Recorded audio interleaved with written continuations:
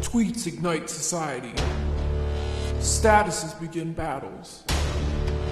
Everyone has an opinion. No one wants to surrender. We bring the cold hard facts. We are calling for a ceasefire.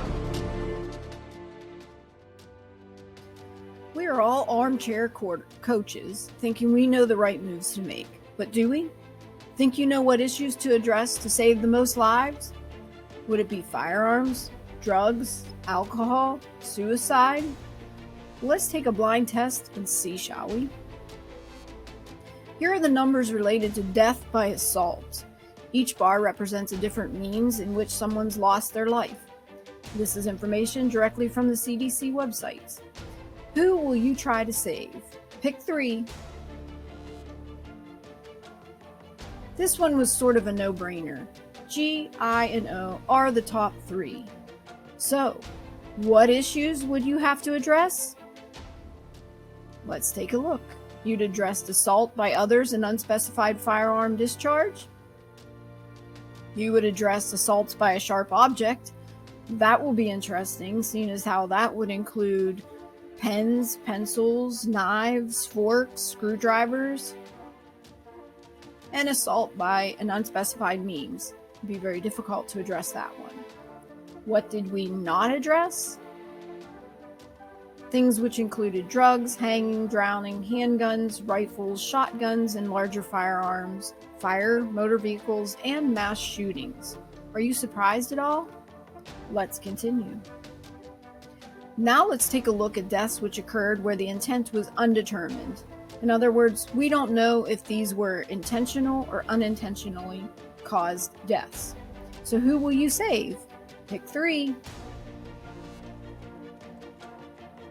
This was a little tougher when picking the third category. So let's take a look at C, D, R, and S. And what did those include? Poisoning by narcotics and hallucinogens. Poisoning by unspecified drugs, medications, and biological substances. Unspecified and undetermined intent. That would be a tough one to work on. And legal intervention involving firearms. This would include during arrests. Not all people being arrested cooperate, and not all arresting officers follow protocol. What did we not address? Several other poisonings, hanging, handguns, rifles, shotguns, and larger firearms, smoke, fire, sharp objects, falls, motor vehicles, and others. Now, let's take a look at the intentional self-harm category. Who will you save? Pick 3. Let's take a look at J, L, and N. What issues would we have addressed? Intentional self-harm by firearm discharge. Intentional self-harm by hanging, strangulation, and suffocation. Intentional self-harm by handgun discharge. There seems to be the most effect by addressing some gun issues in this particular category. What did we not address? We did not address self-poisoning, drowning, rifle, shotgun, larger firearms, smoke, fire, sharp objects, motor vehicles, and others.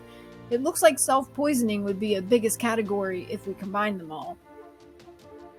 Hey, what if we did just that? What if we combine them into higher level groupings? Who will you try to save now? Pick 3. Let's take a look at A, C, and E. What issues would you have addressed? Firearms. Hanging, strangulation, and suffocation. And drugs. What didn't we address? Gas, drowning, smoke, fire, sharp and blunt objects, motor vehicles, jumping, and others. Notice legal intervention isn't on there. So how many lives do you think we would have saved in 2019 by addressing these assault areas, these undetermined intent areas, these self-harm areas, we would have saved 54,212 people. Did you think the number would be higher? I know I did. Maybe we should look into other natural related deaths.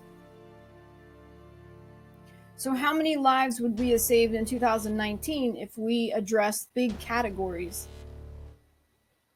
of firearm, hanging, strangulation, and suffocation, and drugs? 48,447,000 people. Even though every single life matters, those numbers are a bit disappointing for all of the division, attention, and money that's being thrown at them. Do you know what I noticed would be effective in all areas? Addressing mental health. There you have it. Did you address the issues that you thought you would?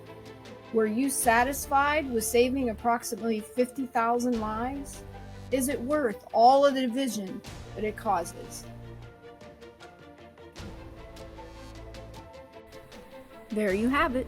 We hope this has provided you with the information you need. Links are included below. Please share this information with both those you agree with and those you disagree with.